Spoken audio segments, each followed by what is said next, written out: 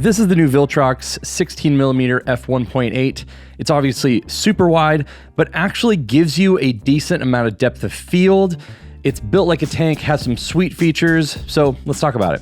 So before we jump in too much more, I want to let you know that Viltrox did send this to me for the sake of this review, but they're not paying me, they're not watching this video, anything like that. But I've used this in both paid and unpaid work for the last month or so, so here are my thoughts. So first of all, this thing has a lot of great features that definitely warrant its $549 price tag, which actually, to be honest, like you could definitely charge more than this, and I feel like it would be totally worthwhile. In terms of feel, the Sony G and G Master lenses have a little bit more subtlety in their design and things. I wouldn't say that the Viltrox is built poorly by any means, and it definitely has a lot of features. I would say that just like that slight texture that the Sonys have, personally, I like that quite a bit. But the Viltrox here does have a focusing ring that is really easy to use. It also allows you to have the whole clickless aperture, which for video stuff, especially for a super wide angle lens, can be really, really helpful. And I think the biggest thing in terms of interesting little features here, especially for a wide angle lens that's mostly going to be used for landscape and kind of astro stuff, is this distance scale. Now, I'm used to having distance scales like this on older lenses and even some of those Zeiss lenses that came out for the Sony E-mount, but just the ability to turn this on manual focus and see, based on my aperture, exactly how much of my field of view is going to be in focus is really fantastic. And the fact that, especially if I'm doing some night photography, it's illuminated enough to see what's going on, and I don't have to like pull up my flashlight or my iPhone or anything like that.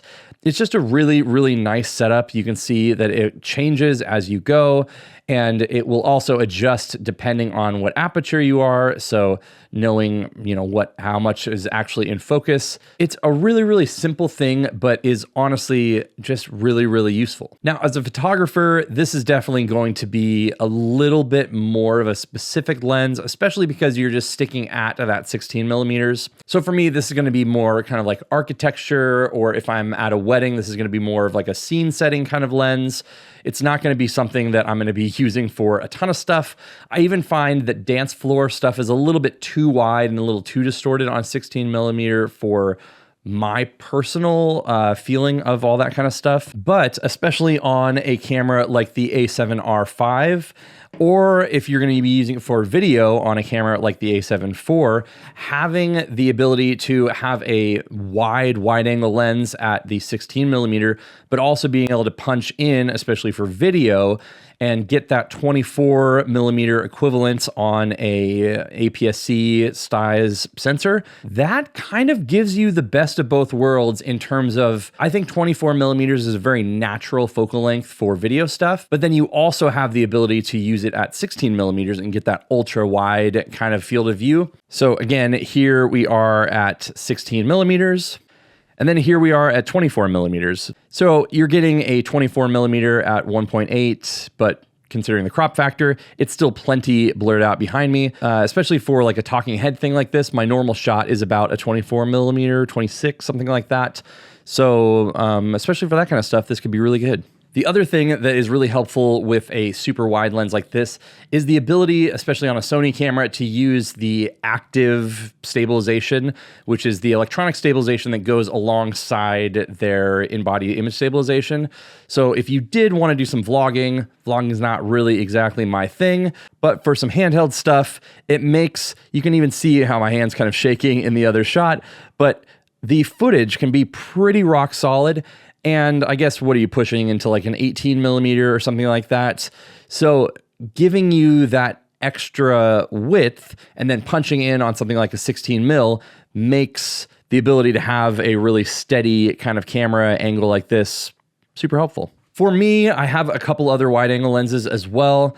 My main comparisons for this are going to be the Sony 20mm f1.8, both this as well as the 16-35 f4 power zoom lens. As you can see, they are relatively similar in size. The power zoom is a little bit wider.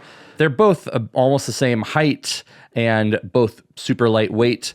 The 16mm here is definitely a lot larger, even without a lens cap. And I guess I have the filters on, so we'll take those off real quick. But it is definitely a larger lens, but I wouldn't say I would be precluded, or I would not use it because it's too big. But for what it's worth, it is just larger than both of these Sony options. That being said, a 16mm at 1.8 is very different from a 16mm at f4. And a 16mm is obviously worlds different than a 20mm. And so really this is kind of in this weird spot where it's not a 16 2.8. It's also not the 14mm 2.8. The nice thing about this as well is while it does have a bit of a convex front element here, it doesn't protrude out enough that you can't use filters. As far as focusing and all that kind of stuff goes, it has worked fantastic. I've had zero issues. I've been really, really impressed with the image quality. It does have a little bit of vignetting and stuff in the corners when you are shooting wide open. Obviously, the body's not going to give you any lens corrections. And at this time, at least, Lightroom doesn't have any lens corrections available for this lens. So just jumping in there and getting a little bit of vignetting compensation and correction, not that big a deal. But again, this is a little bit of a specific lens, but for what it is fantastic. I think the $549 price tag makes it really, really accessible.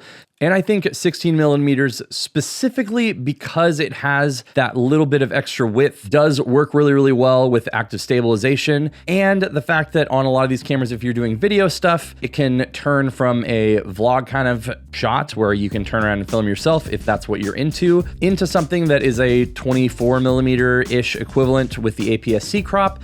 And it gives you a lot of versatility that you might not be getting elsewhere. Thanks again to Viltrox for sending this over. It's been super interesting and something that I've really enjoyed using. If you're interested, obviously I'll put links to it below where you can check it out. And those affiliate links don't cost you anything, but they definitely help out the channel here. Subscribe if you haven't already, and then I will see you in one of these videos.